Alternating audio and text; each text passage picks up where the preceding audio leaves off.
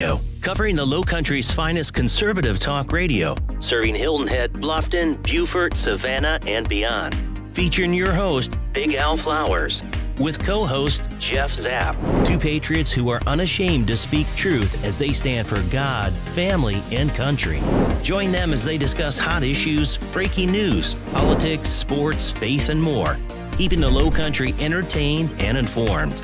Listen at TalkOneRadio.com or watch them streaming live on Facebook and YouTube. Taking your calls at 843-800-1492. Don't be left out in the marsh. Find your voice on the Low Country's finest talk radio.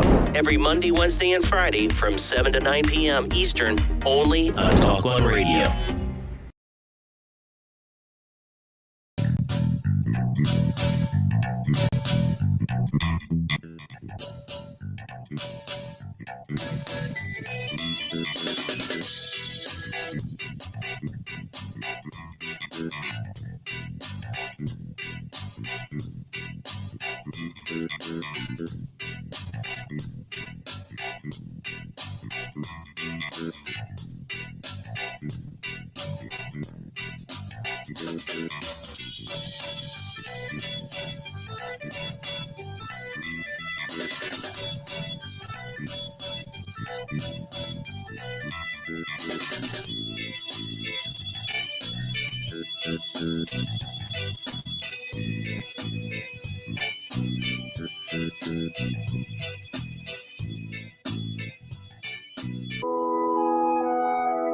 Just another day in paradise.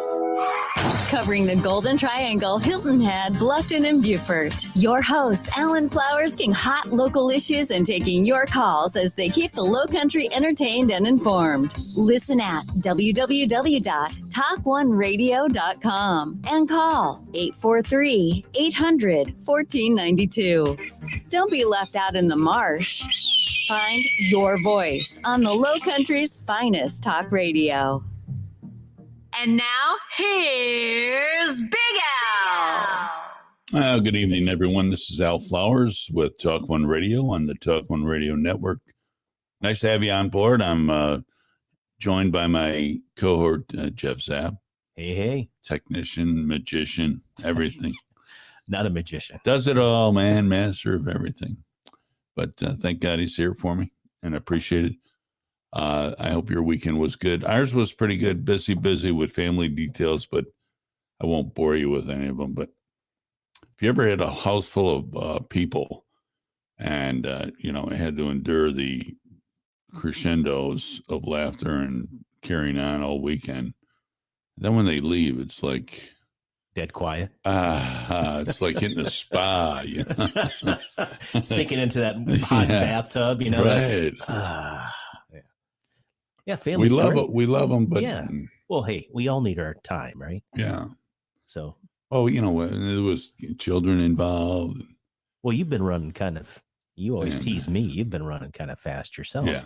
Right. Well, this whole couple weeks rolling up to it, prep for everybody coming. We had the meal plan and, we had big smorgasbords and, old family style things, Polish way.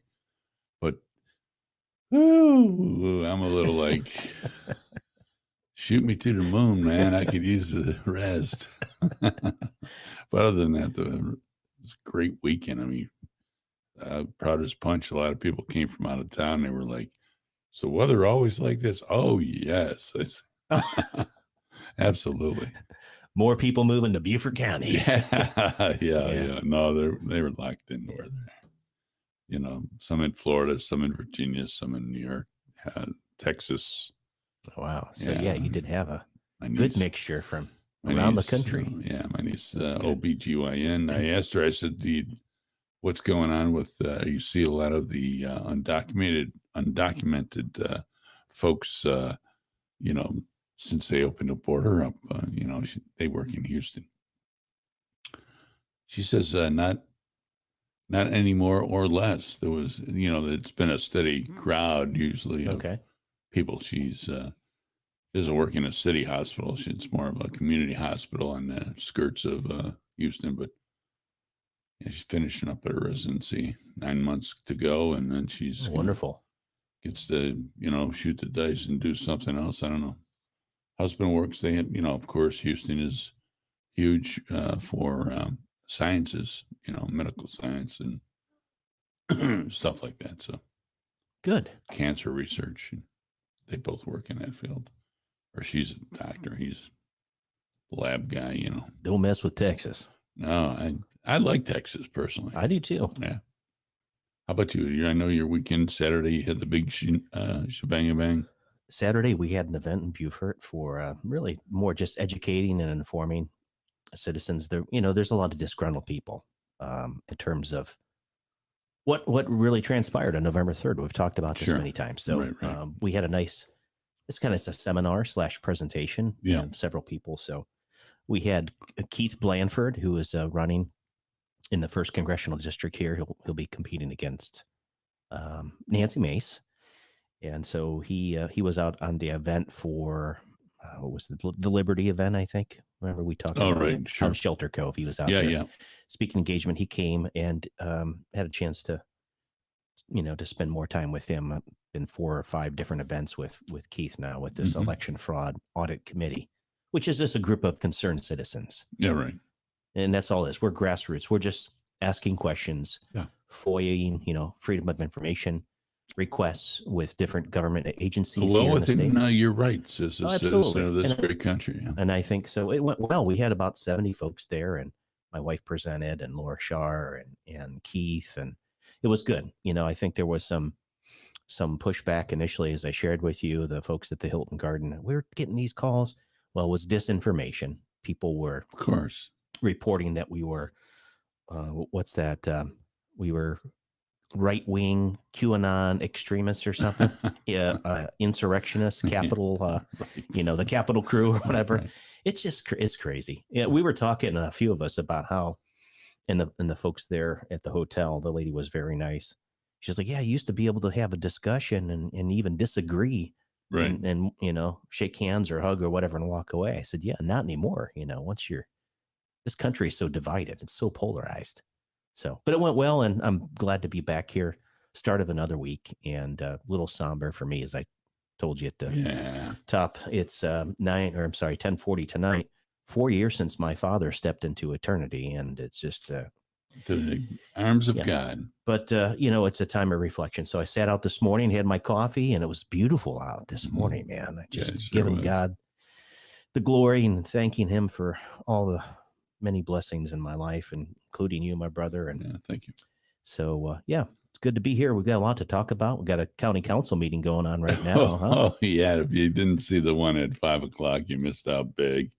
I don't know if they probably won't replay it, but it may be on YouTube. It's on, the YouTube channel, and I think I can drop it in the notes here for people that want to watch it. But go ahead. I'm not going to steal your thunder. Yeah, that was very good. I thought I just have to listen to this condescending Joe Passmont. Here's your typical guy that never got picked, for the dodgeball game until the very end. And he was the first out. But he goes in and talks to the guys, the attorneys that finished last in their class and are working for county government as attorneys. And he goes and gets his ammunition. Can I do this? And they go, well, let's see. We'll come back after lunch. We'll tell you. And he comes back and they go, yeah, you can do that. It's all written down right here. It's in the history, everything. Here's the whole shebang. And here's Joe. He cannot wait. He cannot wait to exercise the anvil of his decision. And, he's good at, spitting out state law 111-121-G5A. Nobody, Joe, take it easy, will you? Your job is not that complicated. It's not like you're shooting a missile into the in outer space. You're on county council. Yeah, you handle a lot of money, you do. But I mean, it's not like anything that it's an overly complicated. Please Stop trying to make yourself a senator of county council, please. So he got into it, and he basically sat there and called Logan Cunningham a liar. And he said, and it was filled with misinformation and untruths. He was trying to go point by point by what, for those listeners that may not have seen it. So Logan Cunningham is one of the council members here in Beaufort County. Right. And he leveraged social media, in this case, Facebook, to inform his constituents. Yeah. Right. Which is great. I think it's fantastic. But the chairman was kind of blasting him point by point, which I thought was a great opportunity for Logan when he came back. Oh, yeah. Blasted him. Yeah. Well, he just put himself he put himself on the T-ball. Yeah. I mean, you set yourself up, Joe, to look like a complete dolt that you are, I think. In my opinion, I think you're a heavy-handed chump. And, you couldn't wait to get rid of Rodman so you could get that seat and get that gavel in your hand. I'm not accusing you of doing anything illegal because I don't know you that well, but there are people in this town that that have indicated that. Now, I'm not sure where they're coming from. I'm not that close to the fire, but yeah. Well, I think optics are very important, right? Right. So I just don't like. Why does he have to have anything that has any type of might bring a little heat or some questions that he may not answer without running to his attorney buddies? He puts into attorney-client privileges. Yeah, he runs into executive session so nobody can comment. We're going to have to go to executive session tonight. Yeah, exactly. Well, he did it tonight. Shut down the mic. Yeah, right. Right. Well, that was the whole point of my ticker here on tonight is, the federal government especially, they're marching to tyranny. It was the carrot with the incentives initially to get the vaccines, right? I missed out on the PlayStation 5. I don't know. And now it's the pointy end of the stick. Sure. Right. You're not going to eat. So it's total overreach by the federal government. Sad. And it is sad. But what Logan is doing is an example for every single American. Right. It's the stand for what's right. Yeah. A lot of us have just kind of been on the benches, the sidelines. We've allowed this to happen. And I'd love to see, the swelling, the emotion, the enthusiasm, the encouragement from all these people getting involved. Like, what do we do? What do we do? Right. I have this video clip that we can play here in a little bit. It's from the John Birch Society. I don't know if you're familiar with them or not, and I'm not necessarily promoting them. I'm a subscriber to the New American, just part of my library, what I like to read. And I think in this particular one, in terms of helpful information for those folks out there, they're frustrated, they're angry. Yeah. What do I do? These SOBs, they don't do anything. We elected them.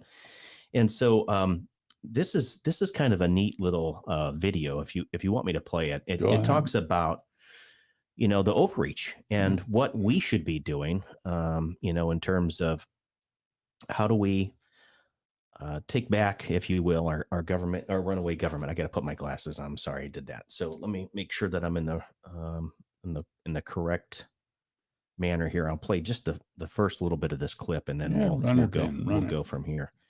So let me share this and screen, and let's go here, and we're going to share the audio. Let's do this. And your country to watch it. You can find the video online as well as a transcript of the speech and his entire plan at whitehouse.gov. Once you watch it, if you're not mad, then you might want to check your pulse for signs of life. The president is operating outside of his limitations, upending the very foundations of the republic. We'll tell you how to constitutionally fight back in this episode of Analysis Behind the News, where we provide the perspective and the plan to save American liberty and independence. A republic is a system of government that relies on the rule of law to protect the minority from the majority. It protects the God-given rights of the individual from the whims of tyrannical government. Those that are elected to lead this country have sworn an oath to uphold this, specifically to the president, The Constitution reads in Article 2, Section 1, Clause 8, before he enter on the execution of his office, he shall take the following oath or affirmation. I do solemnly swear or affirm that I will faithfully execute the office of President of the United States and will, to the best of my ability, preserve, protect, and defend the Constitution of the United States. This is his first responsibility. However, Biden said in his speech, my first responsibility as president is to protect the American people and make sure we have enough vaccine for every American, including enough boosters for every American who's approved to get one. Wrong, sir. Your oath declares you to preserve, protect, and defend the Constitution of the United States for all citizens, not just those who want to partake in an experimental jab. The Declaration. So it's a longer video. We can share a little bit more of it, but I just wanted it to be a kind of a discussion point. People keep asking, what do we do? What do we do? Well, here's the thing. In this instance here, let's specifically look at Joseph Biden, saying he's going to sign this executive order, right? And what's the power of the executive order? Executive branch. He did swear an oath when he raised his hand early on the 20th of January, by the way. Sure, right. It wasn't at 12:01 p.m., by the way. So he swore an oath to affirm, to uphold the Constitution, right? So what we're looking at as citizens, as Americans, is whether or not these elected officials are affirming the very oath that they took. Just like you and I, when we were in the military, we affirmed an oath. And so it pushes down. Now here in South Carolina, and I think 26 other Republican governors, states, gubernatorial, they had decided that this is overreach. And I think that's great.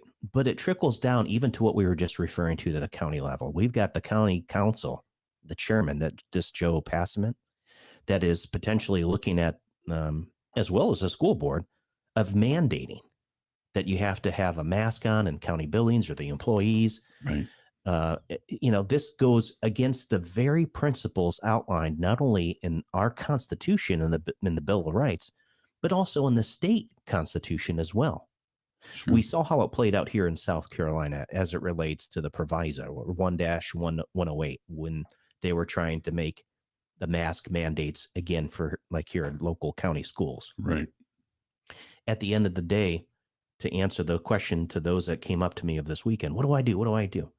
I think it starts within your own town, within, talking to your mayor, the town council, the county council, constructing or devising a way that someone creates a resolution to say that, no, these go against the Constitution, our rights of the consent of the governed. It's we the people. Right. That we need to make sure that we're putting it in writing. And most important, like here, Sheriff Tanner, we want to get him on the record as well. When anything that comes down the pike that's unconstitutional, you want the law enforcement officer, in this case, the sheriff, who has a lot of power in the county. If for some reason the state disagrees or they're trying to push it down to the county level, we want to have almost like a sanctuary county, if you will, or sanctuary city, where the citizens recognize that no elected official or appointed that swears an oath to the Constitution of the United States is not going to do anything that's contrary to that, because it vitiates the entire concept of what? Right. The rule of law. And so I think it's important. Now you can go, I'll drop the link in here in a minute, but I think John Birch Society, there are others, I think, that are pushing this to those that say, what do we do? Well, I think we have to remember that it is all about the Constitution and the federal powers. They're abusing those powers right now. And hopefully there's enough pushback at the state level, but it may not work. We don't know. And we're seeing more and more of this march to tyranny. Mm-hmm. We've seen what's transpired over in Australia, for sure. Yeah. And I think that it's just those strategies that are being utilized at the federal level are very dangerous. I know some people are very concerned, like, oh my goodness, the variant, this Delta variant is running out of control. If that's the way you feel, I'm sorry that you feel that way, but a lot of it is based on fear mongering and propaganda. And unfortunately, there are early treatments and therapeutics to treat the SARS-CoV-2, But for some reason, they're not allowing it to come out. They keep pushing these vaccines. And now with this whole concept of having OSHA to have some sort of a oversight for these employers to fine them, how are they going to enforce this? Yeah, they can't enforce it. So bottom line, they couldn't Jeff, enforce safety regulations, let alone. Exactly. So bottom line is, what are you saying, Jeff? I'm saying each individual needs to hold their representatives, those congressmen and women, those elected officials, even at, most importantly, at your local level and your county level, state level, and to say, hey, no, wait a second. The consent of the governed means I'm giving away, delegating some of my authority as the power that's vested within the people to give back to you, to make sure that you're doing the bidding of the people according to what's written in the Constitution. Right. And so I think that's one of the most powerful things that we have to remember. We've got to get back to the way the federal government especially should be following the Constitution. They haven't been. And a lot of this craziness that we see ensuing today is the very result of that. Well, it's almost like I agree with what you're saying, that we should start locally within reach, within our own state, because each state is its own fort against these tyrannical maniacs that are up in Washington. I mean, they're weaponizing every single agency they can. I mean, it started with Obama with the IRS. They trimmed up quite a few. I mean, now it's starting with OSHA, CDC, NIH. All of a sudden, these FDA, these people have some type of magical power to slam the door shut on our rights. I don't, Well, there's a lot of special interest money with those large government institutions, unfortunately. Sure. Right. And we always say here, follow money. I mean, especially with these pharmaceutical manufacturers, they're making billions upon billions of dollars. Look at that Pfizer. Yeah. With the FDA. I mean, it's not even functional, right? But it's approved. It's approved. It's FDA approved. It's just not available right now. They don't have it. Comirnaty is not available. So they're still trying to use the batch of these that were for emergency use authorization only. Yeah. And they're trying to push Fauci's like, hey, we want everyone vaccinated. Again, folks, it's an overreach of the federal government. Right. As the gentleman was saying earlier during the county council, it's a personal decision. Yeah. And most importantly, it's not a one shoe, size fits all for everybody. It's between the healthcare practitioner and the patient. That decision should be made. There are some people that have issues that perhaps, let's say if it's maybe you've got a thrombosis or some type of bleeding disorder or something else, then you don't need to be taking this. Yeah. And quite honestly, the more information that comes out, we recognize that they could keep trying to, for whatever reason, keep out some of these early therapeutics that have been shown that are effective. Yeah. There are a lot of physicians that have treated thousands of, quote, COVID patients with these early interventions and have shown tremendous results. Why isn't that being pushed out by the mainstream media? Right. What's at work here? And that's what I'm saying. I believe, this is Jeff's opinion, this whole issue from the pandemic was a public health emergency to usher in this new world order to really clamp down. I mean, to really clamp the vice down and to get people afraid and fearful, because then you don't start thinking properly. When all you're thinking about is fear and anxiety, right? It really messes up the wires, man. Sure. You're not able to logically step through critical thinking. Yeah. And I believe that's just part of it. The economic downturn and the world economic reset, the Great Reset. These are all things that Klaus Schwab has talked about in his book that he wants to do. Yeah. And then you get into transhumanism and some of the other stuff that we won't get into this segment, but it's like, it's reality. Meanwhile, we're still wondering if our voice is going to count because of November 3rd. We've got a recall election go out in California. You've seen the nonsense going on out there. Right. It's unbelievable. I don't know. There was another clip that I had. I guess Ashley Babbitt got 3 recall ballots mailed to her. That's crazy. She's dead, by the way, shot by a Capitol police officer for trespassing. That wouldn't fly in anybody's department or office, law enforcement across the board. No, nowhere, no how, no way. Nope. Shot right in the throat. a woman with a backpack on. Well, here's the other thing. So remember we saw the was it the workers stealing ballots out of the mailboxes, right? Yeah. So get that whole fiasco. And then there was a report that I have here, a local news channel. I think it was Woodland Hills. California Republicans are being told they've already voted when they go to the vote. Did you see this? No.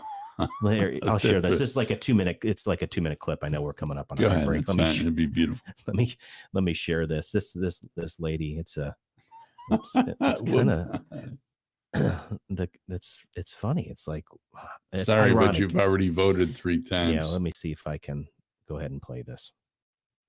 KTLA. Beautiful.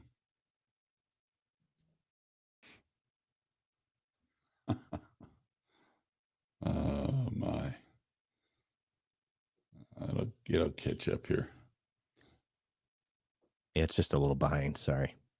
They've already voted when they show up to vote at the polling place. How does that figure out, folks? Does that sound to you like a normal election? Not to me. All right. Come on. All right. Well, I thought I was going to be able to share it. Who knows what's going on? Either I'm Melon's moving a little too slow and I can't keep up with this, or what? Well, we should be on it. Huh. Retry it.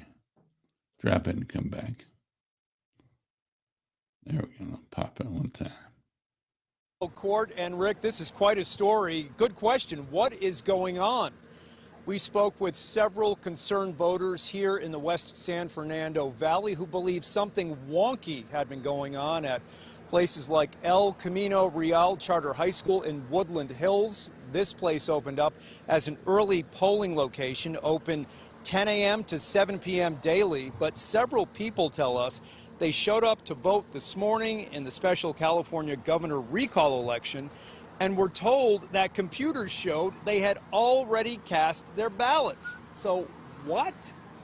Staffers, they say, were apologetic and helpful, but those voters we talked to are extremely concerned, suspicious, and wanting answers.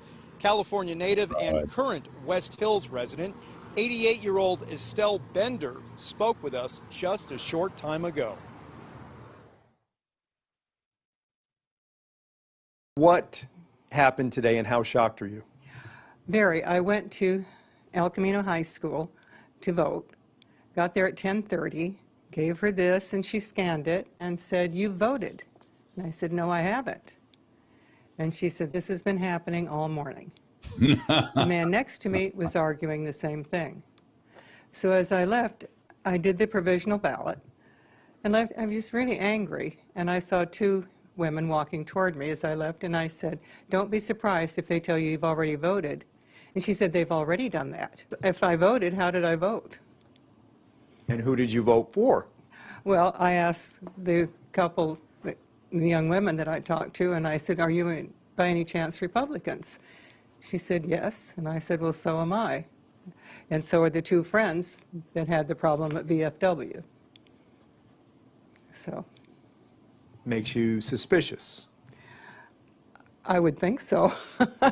And still, I'd like to know how I voted. Well, they get provisional ballots now. Yeah. All right, take a look. The LA County Registrar's Office released a statement tonight following. So there you go. Yeah. Well, that just follows. Obviously, the mainstream media is going to come out with this. Nothing to see here, folks, in California. But the fact that they are reporting on this, I think, is a good thing there locally. But it does beg the question. Right. If the November 3rd, 2020 election was the most secure in the American history, our history, why are people still experiencing these types of issues today? Right. Why the stopping of the counting, all this stuff? And again, I'm just asking questions here. Yep. Questions that have yet to be, they have not been answered. No answers.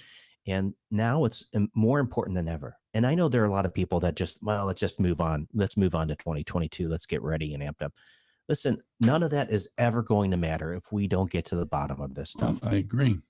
And I agree. I want it out. I want it out. I want the talking to stop, the action to happen. Yep. And let's bust it. Let's bust the damn wide open. Let's get it done. Yeah, and most importantly, this is a bipartisan issue. I don't care if you've been a Democrat, bleeding heart liberal, right wing extreme, whatever. It's your voice, your vote. If it doesn't count, or if you're being disenfranchised, someone's stealing it or manipulating it, right? Don't you want to know? Yeah, I do. That's a right as a American citizen. I mean, it's one of the most important. They're trampling, they're shredding the Constitution. That's why I said it earlier when I played that clip from the John Birch Society. There are things that we can do and should be doing right now. Yeah, let's get on it. Okay, we're going to go to break. We'll be back. You're listening to TalkOne Radio. Are you an entrepreneur with a business idea but just need a little help getting it off the ground? Well, the Don Ryan Center for Innovation in Bluffton can help entrepreneurs succeed and innovative companies grow. As a nonprofit organization, they provide resources and experience guidance to successfully launch and grow your business. Contact them today to see how they can help at 843-540-0405 or visit their website at donryancenter.com. Are you tired of market losses and fees associated with the stock market? Would you like to be able to watch your money grow without the risk of any losses? Successful Seniors can help you secure your retirement income. There are no monopolies on good ideas, and in today's financial environment, it is important to get a second opinion and find out what prudent and informed investors are doing with their money. Call toll-free 833-814-0115 or email Doug at dougfair1@msn.com for a no-cost appointment. Vineyard Assisted Living is a nurturing community with customized care, programming, and amenities that aim to engage and inspire. At Vineyard, we don't just care for you, we care about you, which is why we personalize our programming and care levels to each resident's passions and needs, stimulating mind, body, and soul. Find out more about how you or your loved one can thrive at Vineyard. Email info@vineyardbluffton.com or call 843-612-0700.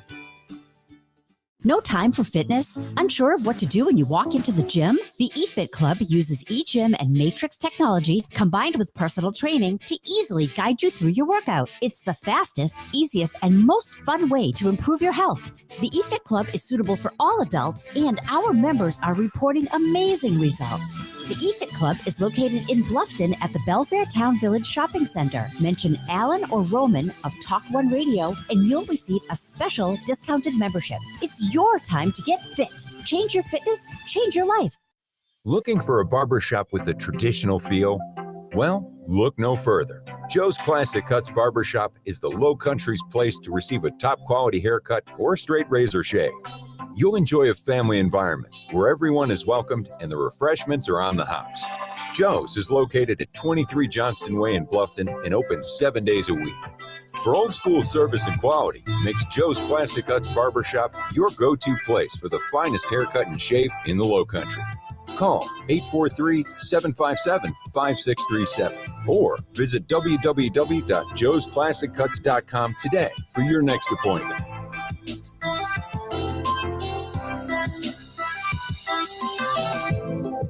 Hello, everybody. Jimmy here at Underground Burritos, your restaurant-inspired, taste-delivered, ready-to-heat meat burrito company. Also got them great, hot and ready. Hey, we moved locations this year over on May River Road, right here in the heart of Old Town Bluffton. Come give us a shout. Come pick up some great burritos. And hey, guys, look, we're teaming up with TalkOne Radio to bring you a great new radio show called Restaurant Talk. Look forward to hearing from you. Stop by. Have a great day.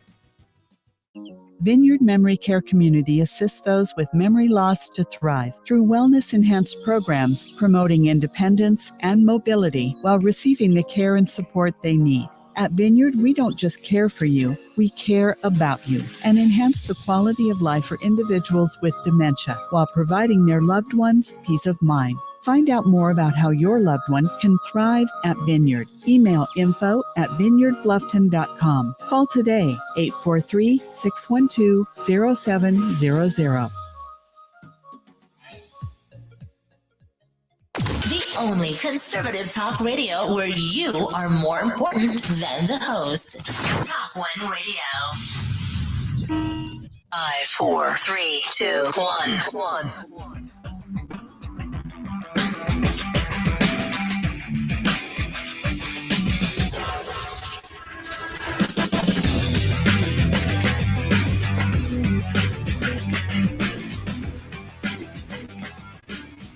Okay, buddy, we're back. We are back. You're listening right now to TalkOne Radio on the TalkOne Radio Network. I'm Al Flowers, joined by Jeff Zapp. It's just another stormy Monday here in Low Country. In the politics, in the life in the United States of America, it's never a dull moment. Never. But it's beautiful outside here in the Low Country, 79 degrees. Right. Go outside, have a picnic while you can. Because I think this Joe Biden character, whoever he is, in the Joe Biden mask, howdy doody or whatever he's, calls him, whatever they call him, whatever his, nickname is, he's a bad actor, buddy, I'll tell you. I always say it's strange. If you stop and, like I said, this morning I was just outside having a cup of coffee, man, and just chilling.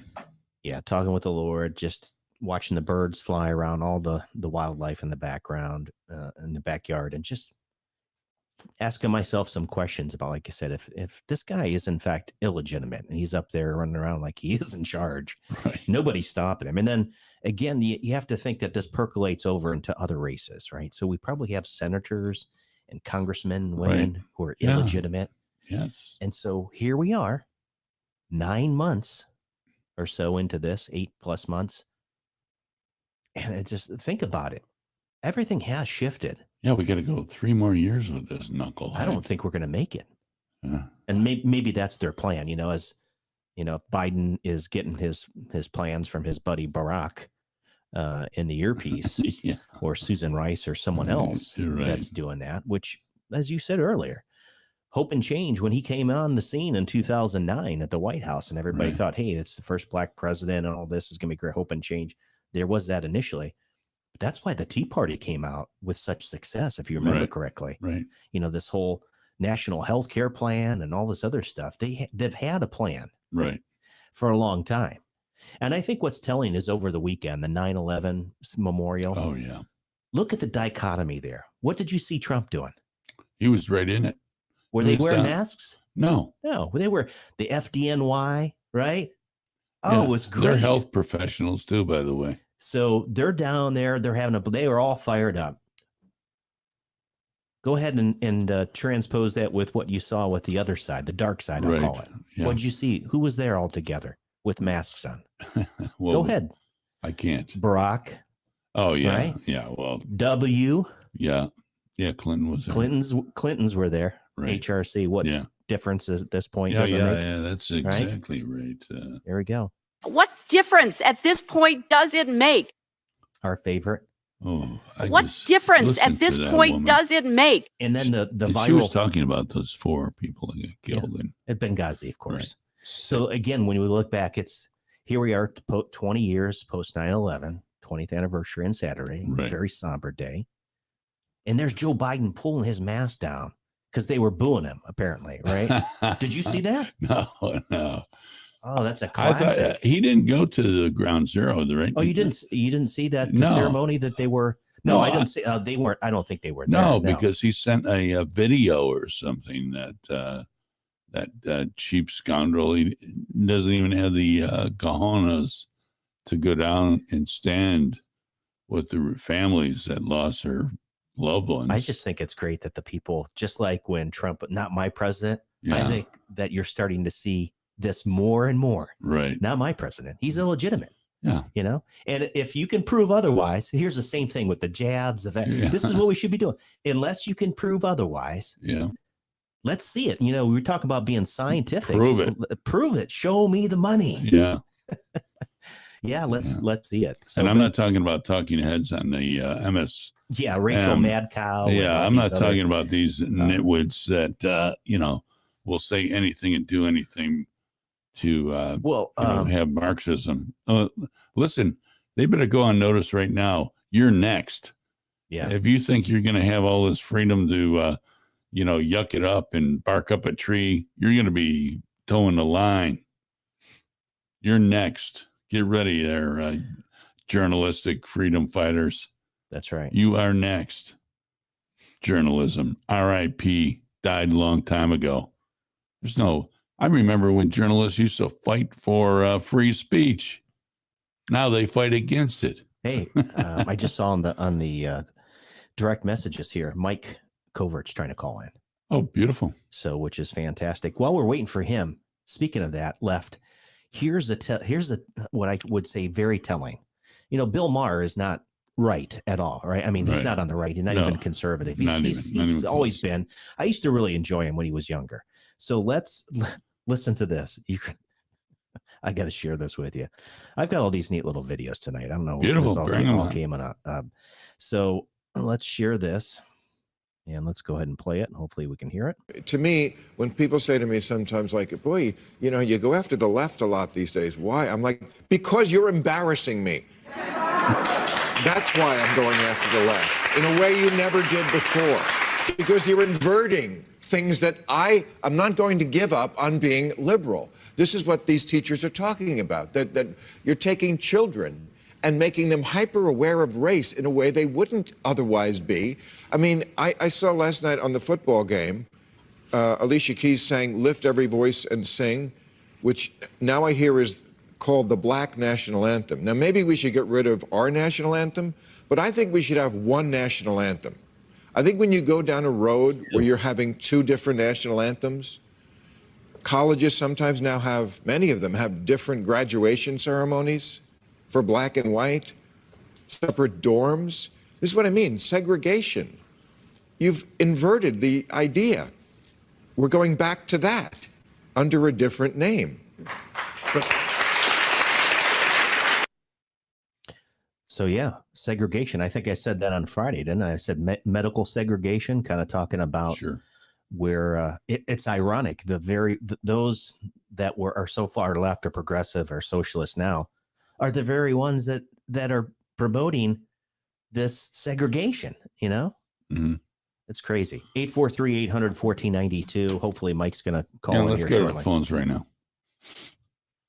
Mike Covert, hello. Good evening to you. This is Al Flowers on TalkOne Radio. I'm with Jeff Zapp. My man, what's happening? Al, Jeff, how you doing? Hey, it's good to hear your voice, Mike. How are you doing? Good talking with you guys. I'm doing very good. Very, very well. I'm doing well. Yes. Put it well. Did you watch this nonsense at 5:00 today at all? Yeah. So have you all been talking about? Because I just turned off. I got tired of it, so I had to turn it off. Right. But if you haven't heard, what? Go ahead. Oh, did you? Okay. Yeah. We haven't heard, Mike. Break it down. I'm sorry. We have not heard what came out of that meeting. Oh, okay. Well, they got to that part of the meeting where council member discussion or something, and the chairman started to go into the reasons for this. Now, during public comment, I should have prefaced this. A gentleman stood up, and his public comment was about the presumed censor or whatever that they were going to do to Councilman Cunningham. And the chairman shut him down, and he said, "We're not going to censor anybody." And the guy had kind of a deer in the headlight look. So anyway, fast forward, the chairman said when he had his moment, he said, "Look, we're not going to censor anybody." And he said, "Mr. Cunningham, I think it's great that you are on Facebook and Twitter and whatever." He said, "I applaud that." And you could have heard a pin drop in the room. He said, "But what my problem is that you are factually inaccurate." Yeah. So the chairman went through a list in a very condescending manner that wasn't called for, explaining why or what Logan's comments that he made in those videos were inaccurate. He said, let's see, he said Logan misinformed the public, and he was continuing to misinform the public. He said Logan said that masks aren't recommended by vaccine manufacturers, which Logan didn't say that. He also said that while Logan says he's beholden to the public, not the government, according to the chairman, Mr. Logan is wrong, which drew a large amount of rumbling in the peanut gallery. Yeah, hissing and booing. Yeah, so he was finished, and Logan held his composure, and he said, "Well, thanks. Now's my turn." And he answered every one of the chairman's comments, stuck up for himself, and he did a fine job. A couple of things that the chairman said, they were actually factually inaccurate. Right. And Logan pointed that out to him. And he said, "Look, I stand by what I stand by." And he said, "The biggest thing from this takeaway is your last comment that I work for these people." And he pointed to the folks in the room. He said, "I don't work for you, and I don't work for this county. I work for these people. So you think of whatever you want. I'm going to keep doing what I'm doing." And so they moved on. Bravo. That was the end of that. Well, bravo for him doing that. I mean, I don't know where Joe gets off, but wasn't he the guy that ran Stu Rodman out of that position? Well, actually, I ran Stu Rodman out of that position. But and we thought you always have a plan. You always run with the end in game in mind. Sure. We thought that Passman was going to do the right thing. He talked a good game, told us how he was going to behave and operate, and it sounded good. And I don't know where that Joe Passman is, but it's not the one that's in there now. No. And as I put on line the other day, he may be worse than the former chairman was. Vote's still out on that, but he may be worse. But they, I don't know if you guys got to hear, they just finished a long debate on the recommendations of the ad hoc committee that the chairman formed. Most of the evening has been discussing whether or not it was legal for him to form it. The chairman took great lengths to describe his powers. I don't know how he doesn't bust out of his clothes. He was boasting of what he has the power to do, which is true. He does have that authority, but the point of it is how it was done, the secrecy in which it was done, right, and the topics of which it was done is against the law for what a county council can partake of. I mean, either we're a nation of laws and you abide by them, or we're not. Right. County councils in this state have no authority. According to the state code, it is a law. They cannot have interaction of the day-to-day operations of the employees of a county. This specifically addresses that. So at the end of it all, there was a couple of motions to throw a monkey wrench in it. Those failed. Logan made a good point. He said, if the county administrator can go ahead and do these things, why are we wasting now a half hour of people's time on this?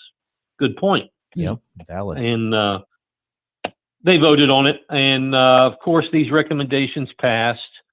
Trying to think who Brian, Logan, and Mark Lawson voted against them. So there you go. So they're in Lake Flynn. What is it now? You got to wear a mask in every county building. Well, now here's the great part.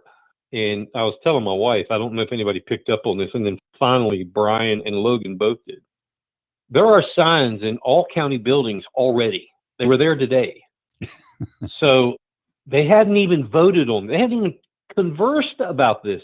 They haven't even had the report of the committee, and the signs were already out stating that you must wear a mask entering this building, blah, blah, blah. Wow. Well, Brian finally asked the county administrator, how did you know how, what magical powers do you have? And his answer was, I'm a planner. I'm that good. Oh my God. Oh my So, goodness. so tomorrow, any county facility, whether it's the rec center, the government buildings, whatever the county owns, if you want to go inside, you have to have a mask on. If you work there, I believe it says you have to have a mask on. I'm pretty sure. I mean, the signs are already there, so people can go take a look at it. How do they enforce that, Mike? I mean, especially as much pushback as we were seeing or hearing initially from some of the comments, those that were in attendance tonight. What are your thoughts on that? Well, I don't believe it is enforceable. I mean, the department heads can be the mask police if they want to.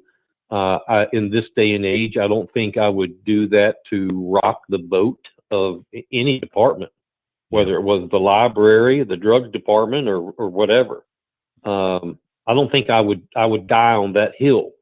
The sheriff has already, he said back a year ago that this is not his gig. So I don't think it's enforceable. I really don't. You may have a hero department head that may try to do something, and whatever. I think again, you got to pick your battles. And is this the hill you want to die on? I for one don't believe it would be a wise move to do that. Right. Right.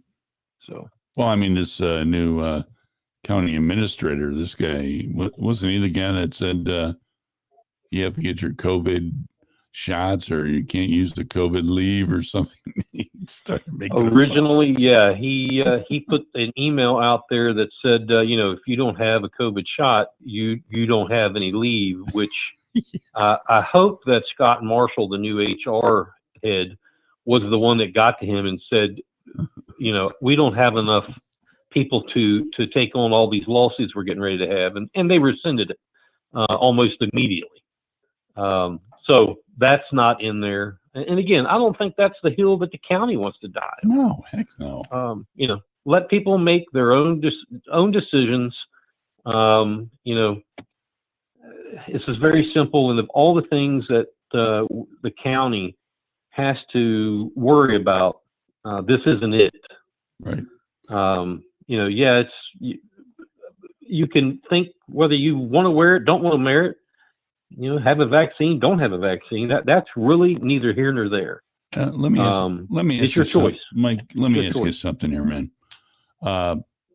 Is it normal to have this level of involvement from county council in the everyday business operations and administrations in the county? In Beaufort County, it is. Yeah. Wow. It's normal in Beaufort County because they've been getting away with it. Up through 2017 through 2020, they got they were really getting called on the carpet, and they're getting called on the carpet now. 2020 through current, but they're trying, and they're going to keep continuing to try. And again, I mean, I got the code of laws sitting right here next to me.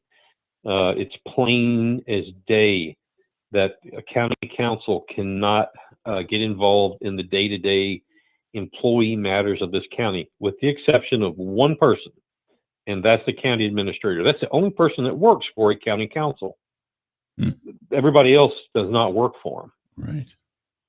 And let me also, while I was on the subject of the masks in a public building, as a business owner, I do believe that it's the business owner's right and responsibility to decide things like a mask, whether your business is going to, mandate that, if you want to use that word, in your business. That's your decision as the owner of that business. Now, it's also the decision of the consumer whether they want to shop there or not, and if they agree or disagree. I think that's pretty well understood. And employees, your employees, if you have a business decision that, the free enterprise decision of, hey, this is what I want my employees to do or not to do, And if an employee doesn't like, then he needs to go work somewhere else. That's their freedom, and that's the consequence. Everything has a consequence. But the free market, that's what's so wonderful about capitalism, is that the private sector can make those decisions based on their business model without interference from the government. And we should motivate and go on, just like, for example, drugs. I had a policy that there was no drugs. You were to be drug free, and we would drug test you. I had a lot of people that decided not to come to work there, and that's their decision. Right. But it was my decision, So what does that have to do with what we're talking about? Well, when it comes to, I think this is where, and you guys probably have talked about this. This is where the flag comes up, because county government is not private industry. It's not private business. It is public. It's public monies. I think there is a fine line where that can be drawn as far as what you can and cannot mandate when you're using public monies. Now, I don't profess to be a lawyer, but I think there's some avenues that probably could be discussed, whether, a entity, a political subdivision that uses public monies as their sole source, minus Medicare funds or federal grants or whatever, maybe they don't have the ultimate authority to be able to make those kind of mandates. I don't know. I think it's a good conversation piece somewhere. Yeah, Mike, it's Jeff. Listen, about kind of this overreach, that was kind of the theme for tonight's broadcast, and the ticker there. I was talking about the federal level, especially the executive branch. Last week we heard from that Joseph R. Biden up there talking about these vaccine mandates and so forth. And I think you just illustrated very well in terms of a personal choice, whether you're a business owner or, quite honestly, if you're an employee. Quite honestly, those are the choices that we can make as individuals. What right does the federal government have, and specifically the executive branch, to have somebody like OSHA to say that they're going to, make these vaccines that, again, recently approved by the FDA, but for the most part, that Comirnaty is not available yet. So we're talking this emergency use authorization, these drugs to be forced upon a population. And quite honestly, that should be a decision that an individual makes with their healthcare provider. What are your thoughts on that? Absolutely. What we saw the other evening with the Biden circus of his requirements, that is highly unconstitutional. It's absolutely abhorrent to know in this day and age that did I actually hear what I just heard? Yeah. I can't believe that we're going through this day and time. It's not is it going to be enforceable? My personal opinion is no. They can't do their job already. How are they going to enforce something else? I just don't see it happening. But the fact of the matter is that I believe it is unconstitutional. It's going to be tied up in courts for years. Probably, I don't know, but somewhere along the line, I think people like Biden and his administration have forgotten the states' rights. I think they need to reread the Hamilton Papers, if you will. Yes, there are situations where federal trumps states' rights, but they have completely washed those away. And it's just unconstitutional. Yep. Okay, good. Well, I appreciate your input. That's I'm with you 100% on that as well. Hey, Mike, what's your take on the State of the Union with the South Carolina GOP? Well, the South Carolina GOP is in a quandary right now. In my opinion, there's a lot of problems. The state director McKissick, had a hard battle with all of a sudden the name escapes me. Linwood. Linwood, yeah. That created even a bigger divide. There are those that are either, the Republican Party of Trump or the Republican Party not of Trump, when we should be the Republican Party of true conservatism. We've just gone off on a lot of different areas, like we don't know what we really are. And I'll use in case in point, I'm going to use Nancy Mace. Now, while I believe Nancy's done a better job than Joe Cunningham, don't get me wrong, I believe she's failed the Republican Party and the people of South Carolina in many ways. Most of that has been she sold out to establishment money in D.C. Look at her votes, look at her comments, look at where she is on every position. She has sold herself out to establishment money in D.C. Moving forward to the next election, unless somebody can out fundraise her with D.C. money, anybody running against her is wasting their time. That's where the state of the GOP is in South Carolina, and that needs to be fixed. So where do we begin with that, boys? Well, I think redistricting is the first thing. While redistricting is happening, our local county parties and precincts have better already be active.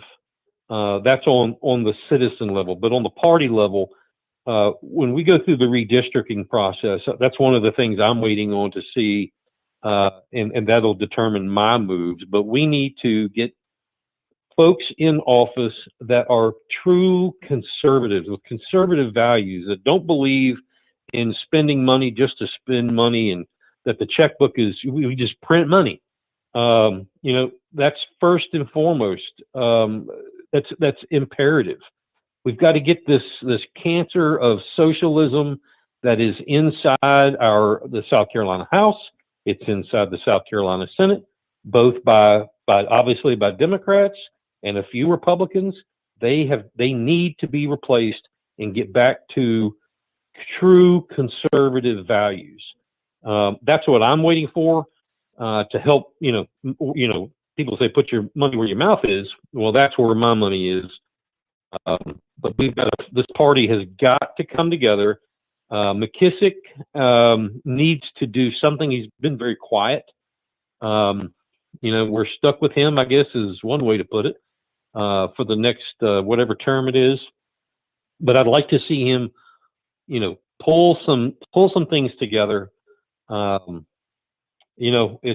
worried about the governor's race. I just basically am really worried about that. Yeah, right.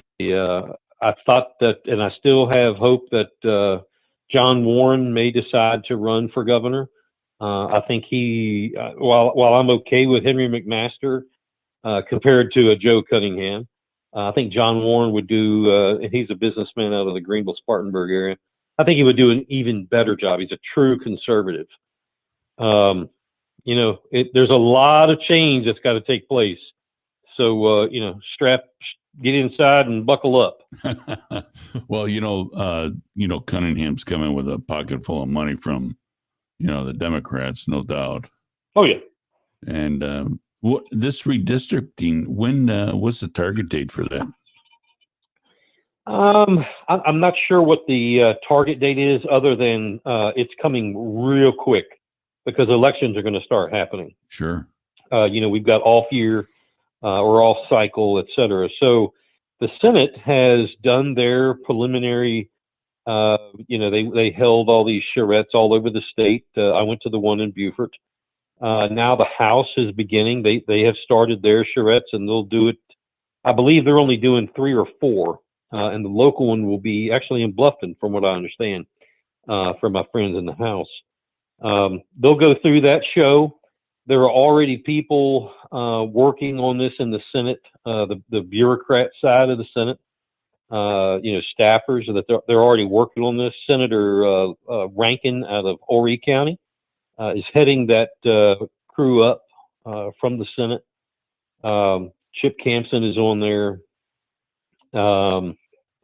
I can't remember. There's a couple other Republicans, and then there's 2 or 3 Democrats that sit on there as well. So for our listeners, that means what's going to happen is there's going to be room for for more conservatives in Washington. I certainly hope so. Yes. Well, we're not going to gain any seats in Washington. They already came out and said the state didn't grow that much, or that required amount. What can happen is the redistricting of South Carolina Senate districts and House districts. Democrats are crying foul already that that the evil Republicans are trying to gerrymander. Well, you know what? I mean, let's be real about it. Of course they are, right. And so would you, and so would you. Yeah. I mean, call a spade a spade, but it is what it is, and you got to deal the balls you're thrown. So if we can, change some districts and possibly get rid of a handful of Democrat representatives, maybe 2 or 3 Democrat senators. You never know. That'll help make things a whole lot smoother for running here in the state. And some that have been around way too long. Yeah, absolutely. I mean, it's time for fresh blood. I mean, this is a new fight. We have to have fresh troops. We can't keep riding the same mule because we know nothing. I mean, you look at Hugh Leatherman, Senator Hugh Leatherman, who from Florence. I mean, they're already naming buildings after him, and he's still alive. He's been there for 150 years, and the guy's, dirt squeaks when he walks. He's been there far too long. Great job, kudos, give him a plaque. But it's somebody else needs to represent, and he's a Republican now. Yeah, and I'm saying he needs to go away. Yeah, and I believe that firmly. Now, even that he needs to be replaced. Well, even Bill H. I mean, I never met the guy personally, never shook his hand, but we've had back and forth on emails, especially when we were trying to set up that debate with you and him on the radio. But I mean, the guy's been around 18 years. God bless him. I mean, how about letting somebody else have a chance? I know you're entrenched there, everything's comfortable, but come on, man, we gotta. It's a great story there with Bill. He and I have actually we've struck a friendship. Oh, good. We talk. Yeah, we talk often, and I've given him some ideas and suggestions, and likewise, he's given me a lot. Yeah. We talk about the race and all that, but we're way past that. Right. But I enjoy talking with him, and like I said, at least once a week we talk and having conversations about everything we just talked about. Yeah. Well, I mean, I don't have an axe to grind with the guy. Like I said, I never met him, but the only thing is that he, in some of his emails to me, he inferred that I was not going to be above board with this debate. Yeah. And I was like, which is furthest from the truth. Yeah, and I had told him that. Yeah, I don't know. It's funny. He did say to me, and I don't mind saying, I'm sure he wouldn't mind. He said, "Look, I've never had a real competition." And he said, "You damn near skinned me." He said, "That was brutal. That was brutal." So at least we can laugh about it. Yeah, right. If anything, and he admits, hey, it made him wake up to a few things. Great. Awesome. Yeah. Let's move forward for the betterment of the people of South Carolina. And that's what we're going to do. Well, he's a solid guy. I mean, that's all you can say about that. All right. So you're not gonna make a big announcement or anything like that tonight. I can tell. No, I'm not ready yet. Got to wait on this redistricting. That sounds good to me. What have you been doing with yourself otherwise? You still involved with teaching the law enforcement over there? Well, I did my thing, and I guess they're all okay now because I'm not doing that anymore. If they call me, I'll be glad to work with them. But oddly enough, I got a phone call from a manufacturer of heating and air conditioning. I was in that business for tons of years. Long time. Yeah. And they needed somebody with a lot of experience that could work with contractors who are feeling like they're failing, or their service departments are failing, or technicians aren't sure of what to do and how to do it. Work at your house, which was great. Paying me the money that I still can't believe what I'm getting paid, and I'm having a lot of fun with it. So there you go. You know, what are you building training programs for these guys? Doing some type of that, yeah. Some of that, yes. Evaluations and yeah. That's good. That's excellent. Yeah. Performance verification. Well, having a lot of fun with it. That way, I'm glad to see that. Did you ever sell your boat, or you still got it? Yeah. No, we sold that one. Oh, you did? Yeah. Yeah. Somebody else got that now. That's one of the happiest days. Money pit. Yeah. Oh boy. Yeah. Oh boy. Two happiest days when the sailor buys his boat, when the day he sells it. Yeah. Now I'm trying to get a pool put in, but I can't. Everybody wants to wait for like 2 years. They're that busy. No kidding. Can you believe that? Did you get a hold of ASP? Yeah. Yeah, give John. Yeah, John a call. I think they only service pools. I don't think they build them, do they? Yeah, they do. They do the whole thing. I think he is pretty backed up. We were talking that one day. So yeah, everybody that I've talked to is like, well, we'll take a $1,000 deposit and get you on the books for August 2022. Wow. Yeah, that's about right. That sounds right. Yeah. Jeez. I'm thinking about maybe doing it myself, guys. There you go. No kidding. What do you do? How hard can it be? You dig a hole, fill it with concrete, and put water in it, right? And the gators show up. Yeah. Beverly Hillbillies. Yeah. Come on, Jethro. Yeah. Cement palm. Exactly. Yeah. Oh, that's good. Everything's been good. You've been in good health, I hope, right? Yeah, buddy. We're hanging in there. How about you guys? I miss y'all. Yeah, man. The door's open all the time. You know where we welcome are. Anytime, Mike. Yeah, we'd I love to may have you. just show up one night and see what's going on. Well, I'm gonna be stepping away here pretty soon for a little bit, but because of some health issues, but so there'll be a seat. Yeah, so come on in and join me. I'll be solo here for a hit a bit. few over the fence. That sounds good to us. I mean, I loved having you in there, and I know that you get you're busy and fit me in here, and I do appreciate all the time you spent with me. Absolutely, it was a blast. Now everything going to be? You're okay, right? Yeah. You need help with anything? And no, I mean, I just got to get a bypass. That's all. It's no big deal. That's no big deal. That sounds like a pretty big deal. Well, science. I'm gonna have to have a chat with the producer about this. Yeah, indeed. Well, we got fingers crossed, and we get the power of the Lord behind me, so I'm feeling pretty good about it. If He wants me up there, and He wants me, I can't get no say in the matter, really. But yeah. We move smartly forward. Good. But well, I guess it's apropos to say break a leg. So yeah, something like that. All right, Mikey. Yeah, thanks for calling in, Mike. Good to hear from you, brother. All right, gentlemen. Take care. All right, have a good evening. Take care of yourself.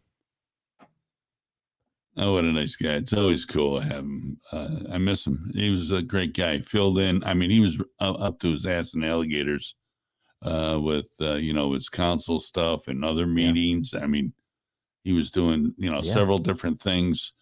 And he still was kind enough to, come in here at this itty bitty, tiny little fledgling. I'm glad he called in. It was station. nice. It was nice to hear from him and his perspective. He's been there. So yeah, well, it's you can't beat experience, baby. That's right. And maybe we'll hear from Logan Cunningham on Wednesday. That would be nice if we can up to his perspective. And that's great. We're supposed to have the Major Bromwich from Beaufort County Sheriff's Office, but hey, we'll fit them both in. We'll put them on at the same time. I don't care. That's how radical we are. Wow. Hey, we do have 2 hours, right? Or roughly there. Right. Speaking of which, looks like we got to go to another break. Little break. Yes, sir. And you're listening to TalkOne Radio. It's been a pleasure. We will be back, so don't go anywhere. I'm Al Flowers with Jeff Zapp, and you were just listening to Mike Covert. Are you an entrepreneur with a business idea but just need a little help getting it off the ground? Well, the Don Ryan Center for Innovation in Bluffton can help entrepreneurs succeed and innovative companies grow. As a nonprofit organization, they provide resources and experience guidance to successfully launch and grow your business. Contact them today to see how they can help at 843-540-0405 or visit their website at donryancenter.com. Are you tired of market losses and fees associated with the stock market? Would you like to be able to watch your money grow without the risk of any losses? Successful Seniors can help you secure your retirement income.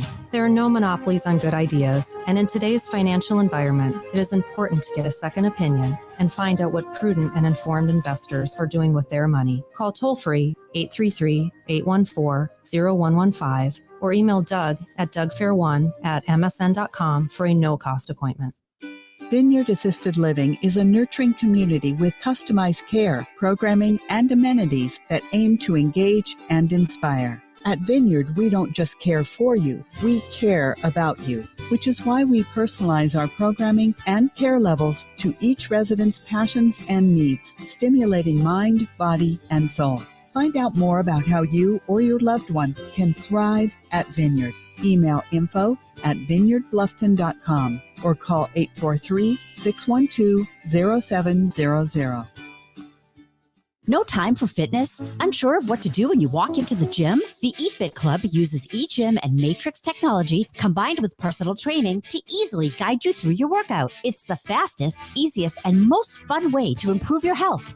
The eFit Club is suitable for all adults, and our members are reporting amazing results. The eFit Club is located in Bluffton at the Belfair Town Village Shopping Center. Mention Alan or Roman of TalkOne Radio, and you'll receive a special discounted membership. It's your time to get fit. Change your fitness, change your life. Looking for a barbershop with a traditional feel? Well, look no further. Joe's Classic Cuts Barbershop is the Low Country's place to receive a top quality haircut or straight razor shave. You'll enjoy a family environment where everyone is welcomed and the refreshments are on the house. Joe's is located at 23 Johnston Way in Bluffton and open 7 days a week. For old school service and quality, makes Joe's Classic Cuts Barbershop your go-to place for the finest haircut and shave in the Low Country. Call 843-757-5637 or visit www.joesclassiccuts.com today for your next appointment.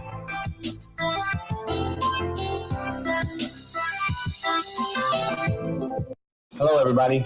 Jimmy here at Underground Burritos, your restaurant-inspired, taste-delivered, ready-to-heat meat burrito company. Also got them great, hot and ready. Hey, we moved locations this year over on May River Road, right here in the heart of Old Town Bluffton. Come give us a shout. Come pick up some great burritos. And hey, guys, look, we're teaming up with TalkOne Radio to bring you a great new radio show called Restaurant Talk. Look forward to hearing from you. Stop by. Have a great day. Vineyard Memory Care Community assists those with memory loss to thrive through wellness-enhanced programs promoting independence and mobility while receiving the care and support they need. At Vineyard, we don't just care for you, we care about you and enhance the quality of life for individuals with dementia while providing their loved ones peace of mind. Find out more about how your loved one can thrive at Vineyard. Email info@vineyardbluffton.com. Call today, 843-612-0700. The only conservative talk radio where you are more important than the host. TalkOne Radio. 5, 4, 3, 2, 1.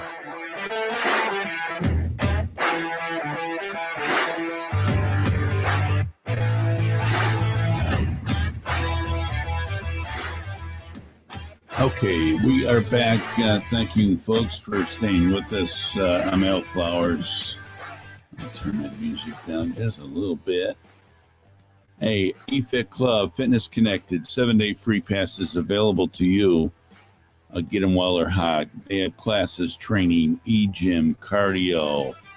Belfair Town Village, give Jay a call, 843-707-9771. I used to work out there until I was told I couldn't do any more working out. So I'm a little PO'd about that, I got to tell you right off the bat. The Vineyard Assisted Living and Memory Care, 25 Cassidy Drive, offering half off the community fee if you mention, that's right, TalkOne Radio. Call them at 843-258-4207. Got to tell you, we have a loved one that lives there. She loves it. Great food, beautiful tiny room, plenty of activities. They have a memory care unit, too, if you need that. One of our favorites, Wounded Spirits, coming up September 18th. A biblical approach to dealing with the effects of post-traumatic stress, TBI, depression, veterans, combat veterans, people that are really struggling. You are all welcome to God's workshop, really. 10 a.m. till noon, Beaufort Town Center Building, 2015 Boundary Street, third floor training office, or training room center, I guess. Give them a call, 703-606-3858. It's the best number to call. It's always free, always confidential. You'll find some solace there. You'll find a safe place to talk to others that are struggling and walking with the Lord. So September 18th, they're covering nightmares and flashbacks, which is a good one. Coming up on October 8th, our friends up at Operation Patriots FOB have a concert for the heroes featuring Mark Chestnut and Walker Montgomery, along with Ted DiBiase Jr., Ray Mercer, Jared Ashley, and amongst many, many others. It's going to be off the hook concert. It's up in Ridgeland. Go to the website. It's what is it? I keep screwing this up. Aren't you glad I'm here with you? It's OP, like Operation Patriots FOB, opfob.org. Opfob.org. I'll be in all week with you. Thank brother. you, my friend. You're Thank welcome. you for saving me. Listen, I'm just giving you a hard time. You know, they're going to have food out there. They're going to have, food trucks. They're going to have refreshments of all types. Great music. You're going to be able to shake a few hands with some pretty big celebrities. They have a $250 VIP operation going on out there where you're going to be actually able to hang out with these players out there. So, I mean, it's not just flash a picture and move on. You're going to be able to have a beer, talk to them, find out what's behind the scenes. The regular tickets are $40. They're going fast. You better get on it. The facility is absolutely beautiful. It's up in Ridgeland, right down the road from the airport on the northwest side of the city. It'll take you 40 minutes to get there. Go the back way. No traffic. It'll be a beautiful day. October 8th is the time. I popped it up on the screen for everybody, too. Oh, outstanding. Outstanding. So, and we thank you for visiting our sponsors and making sure that you say that, hey, listen, a lot of people that listen to us have gone to the Vineyard and taken advantage of that 50% off the community fee. So bravo. And we're happy they're on board as well. All right. What's happening? A little local news. I saw this in the Island Pravda today. I loved it. The Black Chamber of Commerce. You like to say that. I do. Yeah, you got me saying that too. Just so you know, man. Well, good, because I think it's just like the SDS. You give me a lot of great ideas, man. I appreciate that. You know I love you. You know yeah, right on. The Black Chamber of Commerce. It's closed its for-profit Gula Jazz Club. Oh, wow. Yeah. Guess what? They never had a business license for that operation. Whoops. Yeah. That's the same guy that fired the whole board of directors over there and replaced them with his whole family. I mean, come on. Wow. Jeez, the elephants in the living room, folks. Can we please talk about this? The place burned down. They got it rebuilt. Okay. It's a brand new building over there. Black Chamber of Commerce. Don't ask me why they need a Black Chamber of Commerce. We have a Chamber of Commerce. But, I guess they want to be segregated, right? They have different business models than everybody else. They have different business problems. I guess it's the thing to do. You got different national anthems. We've got medical segregation. Why not jump in the boat? Right. Come on in. The water's great. Yeah, we get different. I don't know. We get room and board is different at some of these colleges where they have some hall is separate than the other. This is the black hall, this is the white hall. Man, turning back the why clocks. are we reversing this segregationist outlook on our life? That doesn't make any sense to me. None. Well, if you're a Marxist, it makes sense. That's their policy. They're trying to divide us. Sure. And that can be a very effective tool. I'm not happy with it. I was just reading Island Probd as well. Man, this Alex Murdaugh, man, it's like plastered all over the news page, man. I guess the more they dig on this, I think this guy was the trigger dude, maybe. I don't know. How does he go there? And I didn't hear the 9/11 phone, but I don't either. But he said, "Oh yeah, my family got shot here." It's some strange stuff. My understanding was his wife got to it right in a mug,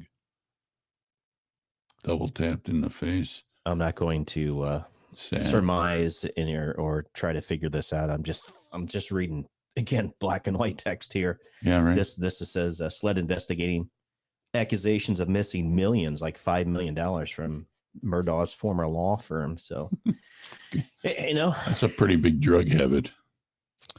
Don't know, but certainly makes you go, Yeah, I'm tired of it. Yeah. Just, Yeah. And then a guy allegedly somebody shot him. The tragedy is that his son, Paul, who, was driving the boat or operating the vehicle where that Mallory Beach, she succumbed. She died. Right. So right here in Beaufort County. Well, I think that's separate side. That's young people becoming intoxicated and doing stupid stuff. Well, when your family's privileged and when your family has multi-generation of wealth and power, right. I think it says something else too. Yeah, you can do whatever you want. Well, that goes to show you reality snaps you right in the kisser. Well, I think it ties up what I was trying to correlate that to was the Biden crime family. Well, where's Hunter, right? Don't you think? Yeah. That goes without saying. The Biden mafia. It's absolutely crazy. In fact, was it John Radcliffe? I had a clip that I wanted to share with you too, because they were talking about, after we just come after the 20th anniversary 9/11, we've talked about our southern border, the invasion there, our national security is at threat. China's over there already in Afghanistan. We got the Taliban. They're talking about terrorists again. I should play this clip if you want me to about John Radcliffe. Would you be good with that? Go. You don't have to ask my permission.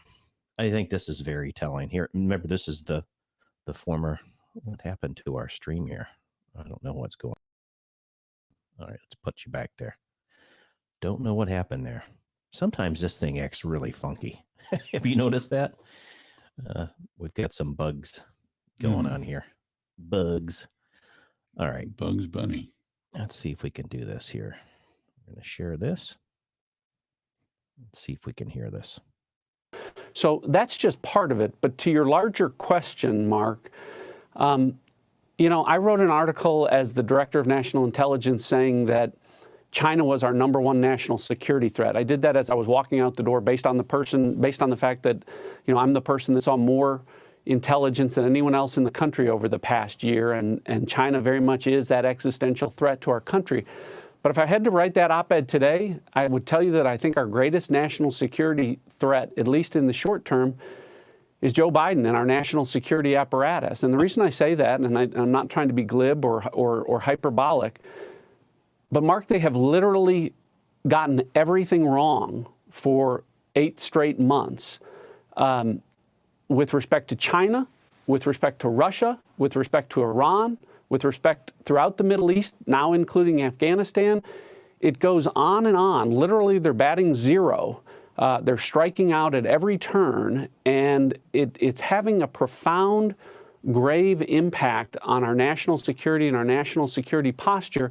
And I hope that people don't misunderstand or question the United States resolve in the long term.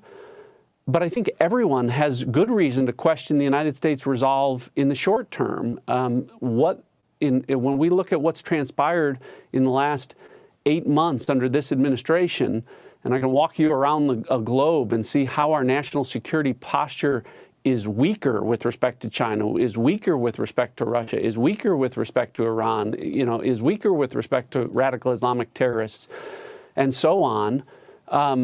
It's hard to put this in terms. And I think what's most troubling for me, Mark, again, I go back to, I always look at what I saw in that position. And one of the challenges here that we are facing for the next 3 years is a president who's not listening to the intelligence. Our intelligence was crystal clear about what was going to happen in Afghanistan if we withdrew without conditions-based terms that we had negotiated. And when Biden abandoned that plan, it went exactly to what we said was going to happen. And that is unfortunately a trend that has continued, where this administration and this national security apparatus keeps making bad decisions, keeps ignoring the actual intelligence that we have. So I wanted to play that clip just because it's very telling. This is the former director of national intelligence, and he lays it right out there. Biggest security threat? Biden. Sure. And, well, it's the puppet masters behind him. I mean, that was my point, kind of tying this all together when we were talking about the island packet. Some of those, when you have potentially a transnational criminal organization like the CCP, the PLA, that's someone is pulling strings somewhere. Yeah. And if we have someone up on the Hill in the White House that has collaborations with an enemy. Yep. That's treason, folks. Well, the guy's got stock. He's got a 10% ownership. We've talked about this before, Hunter Biden's laptop, and this concept that it's not being pursued or investigated. It's a cover-up. And I think what John Radcliffe just set out there for everyone that's listening should beg the question, what in the heck is going on? Right. What is going on? I got a clip I want to show you. Yeah. So Jim Jordan talking about the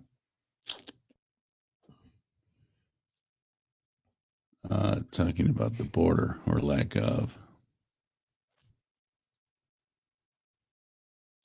Let me see if I can't pop it on there and get it right. Here, let me. Chairman, there's a crisis on our southern border. In fact, I don't even know if you could say we still have a border. March of this year was the highest month on record for enforcement encounters until the month of April. April was the highest month on record until the month of May. May was the highest month on record until the month of June. June was the highest month on record until July, when 212,000 enforcement encounters took place. My guess is August will be higher yet. Oh, yeah. So what are Democrats focused on in this legislation? Putting amnesty in a bill for 8 million illegal immigrants, approximately 8 million illegal immigrants, in a bill that spends $3.5 trillion. Afghanistan. The withdrawal from Afghanistan. What a debacle that was. 13 service members killed, Americans left behind, allies left behind, $90 billion of equipment and weapons left behind. And what are Democrats going to do today? $90 billion. Give amnesty to 8 million illegal immigrants and spend $3.5 trillion. National debt approaching $30 trillion, inflation at a 40-year high, crime surging in every major urban area in this country, and Democrats are going to spend $3.5 trillion and put amnesty money we for don't 8 have, million folks. illegal immigrants in that bill. Unbelievable. Unbelievable as far as I'm concerned. Of course, if you want to, bring... Chairman's time has expired. I now recognize Representative Brian Mast of Florida. I still for hear 5 that. minutes. Mr. Secretary. This is just... Do you want to show that one? No, Okay. no. It's 7 minutes long, But it is a doozy because I watched old Blinky today. Yeah, do you want to? If you want to watch it, Well, man, it's 7 minutes. I mean, it's yeah. That's so Blinken's talking about the whole. He's in front of the foreign affairs committee. Yeah.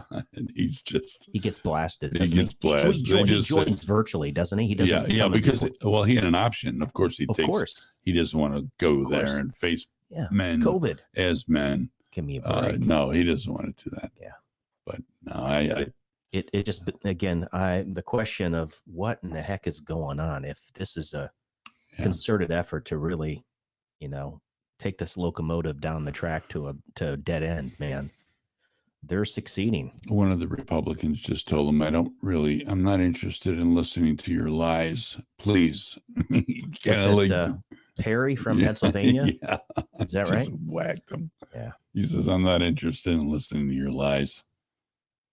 Because of course he was blaming Trump and he was telling about, they wanted Trump wanted everybody out by May 1st. Well, if you would have worked the plan, it would have been done. You wouldn't have given away Bagram Airfield and left all that machinery. $90 billion worth of equipment. Oh my goodness, who does that? This is just General Milley should resign immediately. They all need to. You're they should a just disgrace. Step aside. You are a disgrace, sir. Like they were chanting for Trump at the fight. Remember, we want Trump. Right. Yeah. Where's Biden's base? Where's his 80 million voters? Come on, folks. Right. There's no way. Yeah. They're all Antifas, all the BLMs. They're all out in California, rigging the race out there now. These phantom and dead voters, man. Yeah, you already voted already. Go on home. I honestly believe another aspect of this is there's a lot of these diversions, these little news cycles, which, we forget like 5 minutes. Oh, squirrel, before the next, hammer drops with more of this election stuff. They don't want it to come out, folks. No. And that's true, both Democrat and Republican. There's some Republicans in the establishment that they don't want the truth to come out. Yeah. And that's unfortunate. That's un-American, by the way. Well, you had the people on the left side of the fence there, saying, well, they're all lies. You people are talking lies. I go, no, just listen for a second. Just for a second. And they won't even listen for a second. That's what, the foundation of this radio station was always to, bring people together. Bridge. Yeah. And bring the ends of the rope closer together. I know we're not always going to agree on everything, but the premise was that, listen, if we provide a platform, talk radio. I'd rather entertain people by talking to them on the phone for everyone to hear. And we'll have a nice little debate. And you say your piece, I'll say mine. And then we'll say, well, call in again next week or something, with another subject. Yeah. You're always welcome here. And everyone is always welcome here. But I've talked to some progressives recently, like very recently, and they don't want to hear the argument. No. They don't. They shut you off like a radio. Yep. And say you're uninformed. I don't know who you've been listening to, but you're misinformed. You're in error. Your thoughts are in error. I'm like, I'm not saying that your thoughts are in error. Why are you, why can't you listen to my point of view? It's easier for people to point fingers and ridicule somebody. Yeah. Well, I guess so. It was depressing, actually, but, that's okay. Well, you're probably always going to have 20 to 25% at least of the population. Yeah. They're rallying around whatever flag, their worldview, and that's what they're going to have. Right. Right. Yeah. And I think, there also is a slice of the pie in our society that just doesn't give a damn. They just don't give a damn. Yeah. They go from paycheck to paycheck. As long as they can watch, Three's Company or whatever this latest sitcom is. That's right. Reruns of Seinfeld and have pizza every Sunday and walk the dog on Saturday and go Yeah, see. their priorities are much different. What did Joe say when he called in last week? Maslow, what's his hierarchy of needs? Yeah, remember? right. Exactly. That's and some of these people they're fine in their own little bubble. They're insulated. Don't bother me. Right. I don't need to know about all of their stuff. So I think, and then there's those that are far left. There's those that are far right. Yeah. There's those that are like sort of like to the middle. Like I consider myself a moderate conservative, a gentle conservative. That's why, I mean, I would never turn anybody away if they were in need. I'm not talking about, this big systemic, bulldozing of poor people. Like, the left would have you believe that every conservative thinks that that's the way. Well, you're a Christian first, right? So that says a lot about who we are, right, and what our thoughts are, and politics aside. But we try to do what's right. Yeah, we don't always do what's right, but we try. That's true, and we're not afraid to admit when we're wrong. Yeah, if I step in dog poop, I'll be the first to smell it. So, yeah. I mean, I'm not always right. I'm not always as articulate as I would like to be, but I believe in this country. I believe in what we built. I believe in how I felt when I was a kid and looked at a flag and saw soldiers, and then the whole package about my love of country comes not from like Donald Trump, not at all. It comes from my upbringing. It comes from my sense of right and wrong, me helping other people, I mean, we're built from the country, of the country, and it's in our blood. And I think that there are outside influencers that are trying to tear this country to shreds and take away what was so hard fought and saved by the blood of others that are no longer with us, that freely gave them themselves, whether they lost a limb of their life or their family was shattered. Yep. I mean, you can talk about people that were missionaries. I'm not just talking about individuals that were under arms. I'm talking about people that gave of themselves, I think it's worth saving. Most definitely is. Got Logan Cunningham on the phone. Beautiful. Jump right over. Logan Cunningham, thanks for joining us. Al Flowers, Jeff Zapp on TalkOne Radio. Hey guys, how you doing this evening? Great, my friend. You sounded like a true champion. I do what I can. You win some, you lose some, but as they say, the fight goes on. Yeah, well done. I thought the 5 o'clock hour was very telling. And, where Joe hit, he went in and saw the lawyers and they told him how smart he was. And then, he came out trying to throw this minnow net over you. And then you just kind of put the old WWE body slam on him. I like that. Well, I'll tell you this. What it really came down to is just sticking to the facts. Right. That's ultimately what it comes down to. And, things were said in the email to me. That is public knowledge now. That made me feel that my freedom of speech was about to be threatened based on some of the sentences that I read out loud. But, we came out, we did our homework, and we stood our ground. If we felt we did something wrong, that's a different story. But I don't think we did at this camp. We informed the public, and that's my job. Right on. And everybody appreciates that. I must say, you're going to go really far. You know what disappointed me a little bit was Alice jumping on, putting a coat of paint on Joe's wagon for him. I didn't understand that at all. I mean, where she was defending the fact that everyone knew this. I mean, this is well within the purview. Authority to do this, right? The authority. So yeah, we all have our own opinion, and they have that right to voice that. Whether it's legal or not for him to create the group, the fact of the matter was, I believe he created distrust and, fractured the relationships of the 11 people on county council because we were not brought in on that discussion to create it. Whether he has the power or not, you trust the 11. We work together. We don't work alone. That's the way it's supposed to be. So that's really what set me off was that detail right there. The fact it wasn't on the agenda and it wasn't discussed with all of us. You debate whatever the committee brings forward, which we did tonight, but the way the committee was created is what really sunk with me. Oh, absolutely. I mean, at the very best, it was bad manners. I mean, if you call a play and don't tell everybody on the team, that's kind of like, what are you doing?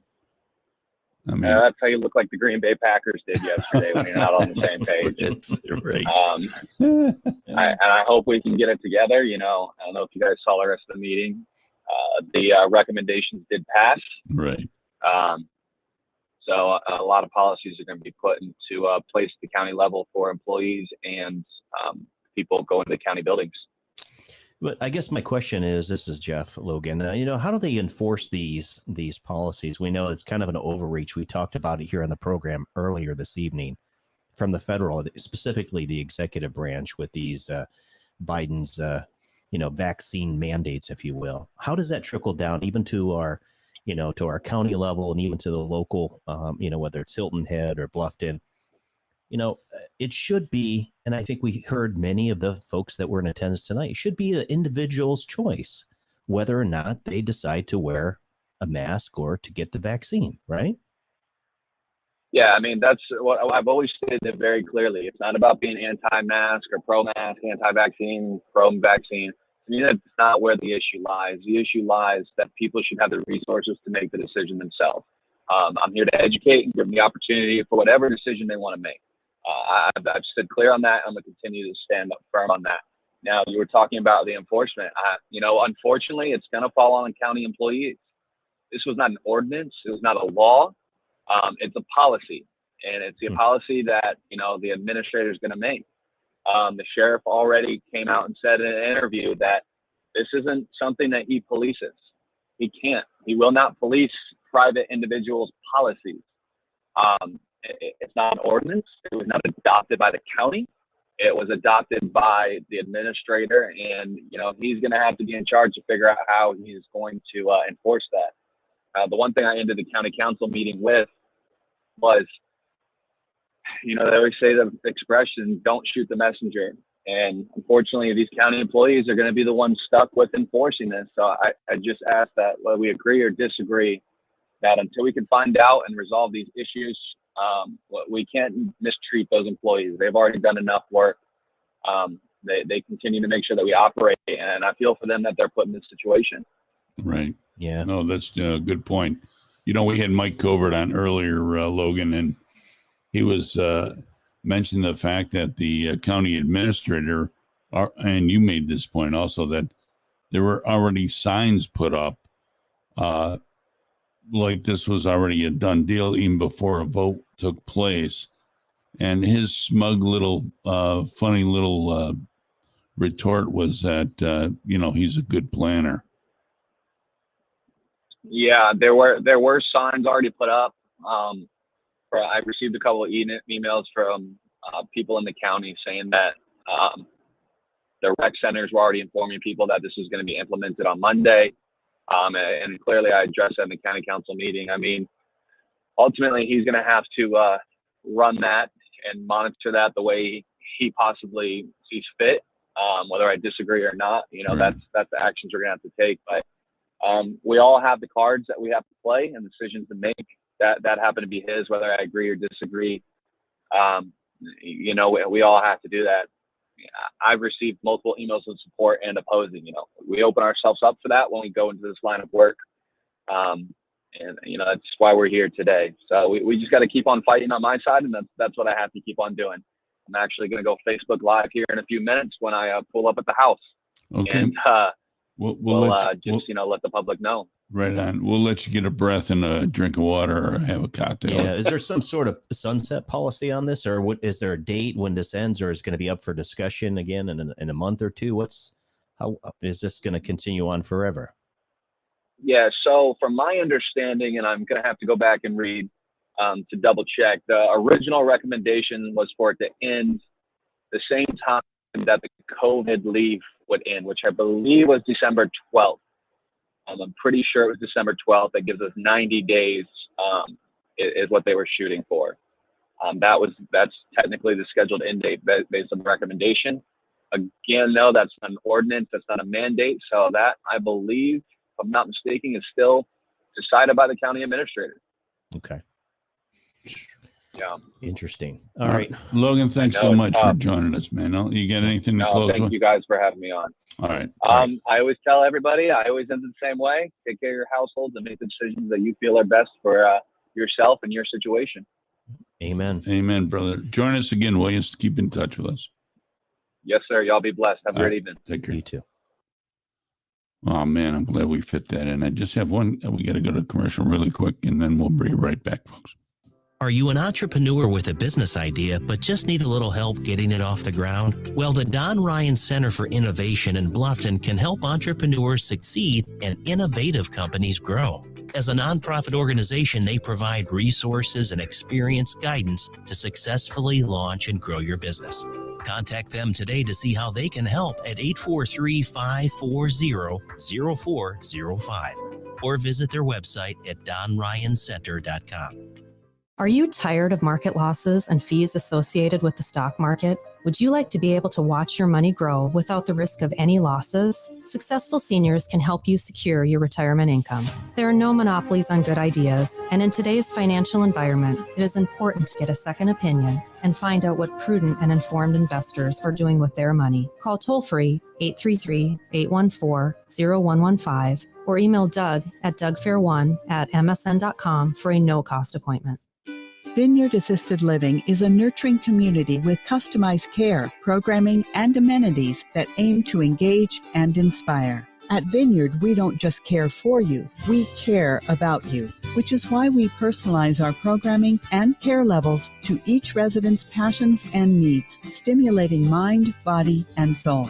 Find out more about how you or your loved one can thrive at Vineyard. Email info@vineyardbluffton.com or call 843-612-0700. No time for fitness? Unsure of what to do when you walk into the gym? The eFit Club uses eGym and Matrix technology combined with personal training to easily guide you through your workout. It's the fastest, easiest, and most fun way to improve your health. The eFit Club is suitable for all adults, and our members are reporting amazing results. The eFit Club is located in Bluffton at the Belfair Town Village Shopping Center. Mention Alan or Roman of TalkOne Radio, and you'll receive a special discounted membership. It's your time to get fit. Change your fitness, change your life. Looking for a barbershop with a traditional feel? Well, look no further. Joe's Classic Cuts Barbershop is the Low Country's place to receive a top quality haircut or straight razor shave.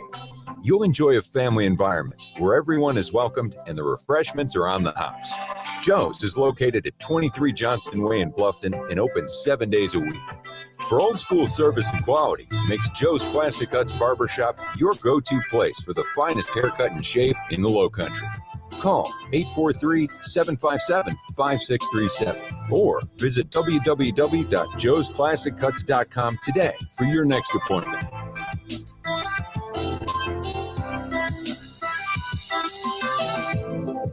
Hello, everybody. Jimmy here at Underground Burritos, your restaurant-inspired, taste-delivered, ready-to-heat meat burrito company. Also got them great, hot and ready.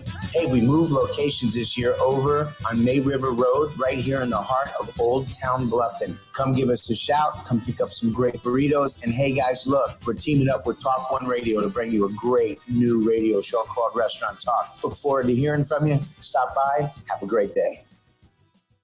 Vineyard Memory Care Community assists those with memory loss to thrive through wellness-enhanced programs promoting independence and mobility while receiving the care and support they need. At Vineyard, we don't just care for you, we care about you and enhance the quality of life for individuals with dementia while providing their loved ones peace of mind. Find out more about how your loved one can thrive at Vineyard. Email info@vineyardbluffton.com. Call today, 843-612-0700.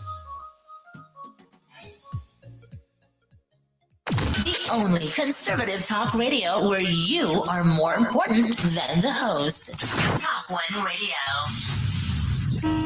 5, 4, 3, 2, 1. All right, we're back, folks. Thanks, Logan Cunningham. Thank you so very much for joining us, as well as Mike Covert. Yeah. Two great guys. Like to have Chris Hervishon on too sometime. Yeah, Logan's my district rep, so thanks, Logan, for taking the time to call in, and certainly we appreciate everything that you're doing for us on the council. Yeah, and as soon as Mike gets his top hat squared away and gets back and spies out what the battlefield looks like, I'm sure he'll be back involved with politics. He's almost a natural, it seems, when it comes to the Joe Palooka type of thing. He gets in there in the squared circle of politics and goes at it. That's the kind of guy you want to have, man. Good conservative. And I don't know what's going on. When you're at the SCGOP meeting tomorrow. It's the executive committee meeting tomorrow, Beaufort County GOP. So I think it ties into what Mike mentioned on the air earlier. Yeah. You know, the conservative values specifically, we need people that are standing for those values. Yeah. We don't need the establishment type that are just trying to toe the line because, as he mentioned, he used Nancy Mace as an example. Right. You know, these folks get into office and all of a sudden it's like, wait, what happened here? Yeah. What happened? I knew, I was so disappointed when I heard Nancy talking to, bad rapping Trump, and calling him out. And I was like, whoa. And again, this isn't about whether you're for Trump or against him. No, this is you're about, right. For those of us that are conservative in our values, our politics. Right. We're hoping that you was going to. Yeah, we kind of hoping that you would stand. I just don't get it. You can't continue to spend money we don't have. It affects not only us, but future generations if we make it that long. Sure. Well, the Democrats are already talking about that they're going to be raising taxes, folks. You can stop this magician show about if you make over $400,000. That's that's all they know how to do. Not happening. That's their de facto plan to go to, right? We got to tax more. Right. How about we kind of pull the throttles back in terms of spending? Yeah. That's the important thing here. How can we just walk away from Afghanistan and give $90 billion to the Taliban? All that ammo. Kind of walk away and let China come on in. Come on in here, Yeah. Gather up all something's amiss. Precious metals you can. And it's not getting any better. And the same thing with our vote. If we don't secure, national security, we've got invasion at the southern border. They're using this public health crisis. Is it a virus? For some people, yes, it's very serious. But for the most part, 99% of the people are going to recover just fine. We have early intervention and treatments, therapeutics that have proven to work. But for some reason, they're pushing the jabs. Now the vaccine mandates. Right. It's this whole rigmarole that we're seeing play Let's out. listen to all the science. All the science, not just the science coming out of the CDC, these politically driven doctors and lawyers and scientists and Fauci. I mean, look, this guy isn't, the man behind the curtain by far. He's lied to Congress. They've got him cold. It's just a matter of how soon they want to move on him with this DOJ that we have now. Forget it. They'll let him free. They'll ignore the whole there's problem. no justice there. Yeah. Mm. Yeah. It's going to be just another freebie. It's unfortunate. I'm praying that at some point something happens, something breaks. Yeah. There's a little rock or pebble in the dam. There's a fissure, a crack. Or somebody that comes to their senses and says, one of the walkaways that say, I don't want this anymore. They're on a strange trip. Yeah. This isn't what it appears to be. And all this, help the poor and all this, it's not what it appears to be. I'm telling you right now. This is just a one way of tearing this country apart. That's all. That's it. Yeah. It's easier to keep us divided and pointing fingers at each other. Same thing with the political parties we've mentioned before. It's a uniparty. Right.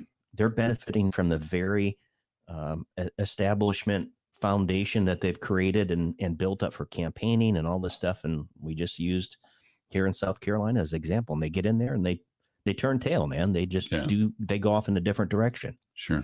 They follow the money. Compromised. Well, that's not the American way, folks. No. Listen, this country is still a great place to live. We still have some of our freedoms left. But like Jeff said, there's an immediate need for a groundswell of grassroots people that hear the alarm, that hear the whistle blowing. Yeah. And, I think we should start paying attention more locally as far as the politics go. Like I said, I don't think I'd make a good politician, but if we got Joe Passman out of the way, I do it. But I don't have the money to do it, so here's the thing: I'm not going to get involved. Whether you have the money or not, it's important to stand on your principles. Sure. And this is true whether left or right. And this is why the left has beat us for so many decades. Right. They're well organized, well funded, and they're motivated to go out and do something. Yeah. They're organized to go out and do it. If you're wherever you are in this country, if you want to make a change, you're going to have to be that change. If not you, then whom? Right. Someone has to make the stand. The other opportunity is for us to push back, to be civilly disobedient. I'm not talking about, a peaceful protest and you can march in the streets. Well, within the limits of the law. Again, according to the rule of law. Right. That's really important. But yeah, run for local office and speak the truth. And people will listen, respond to you. We've gone through this whole ordeal for the past 18 months. And I think a lot of people are awake and recognizing that it's time to start pushing back. And a lot of us were asleep or apathetic to everything that was going on politics as usual. No, we need to make a difference. Well, now. It was sour taste because we saw how dirty that the left can play, by burning down cities, shooting people indiscriminately, looting the whole enchilada, canceling people out, getting them fired, losing lifestyle, the whole bit, going after people's kids in school. You got these union teachers. We'll save that for Wednesday's show, but hey, that's it for tonight. Yeah, thanks for listening to us. We appreciate it. We'll be back Wednesday, 7:00, TalkOne Radio. Please tell your friends about us. Like us on Facebook and YouTube, please. It really helps us out overall on the push. We are still nationwide, so we're still crashing the boards on that level. And Jeff, you got anything? Let me just make. We may have the sheriff's. The sheriff's office will be joining us. Major Bob Bromwich will be joining us on Wednesday. So good. That's it. Be kind to each other out there. Stay safe. And we'll see you Wednesday. As the day sets on another slice of heaven, we hope you've enjoyed the show. We look forward to you joining us again on Monday, Wednesday, and Fridays from 11 a.m. to 2 p.m. live. We're never far away. Just call 843-800-1492 during the show and visit our website at www.talkoneradio.com to share your comments. We'll be back sooner than you know, so tell your friends and family to find their voice on the Low Country's finest talk radio show, TalkOne.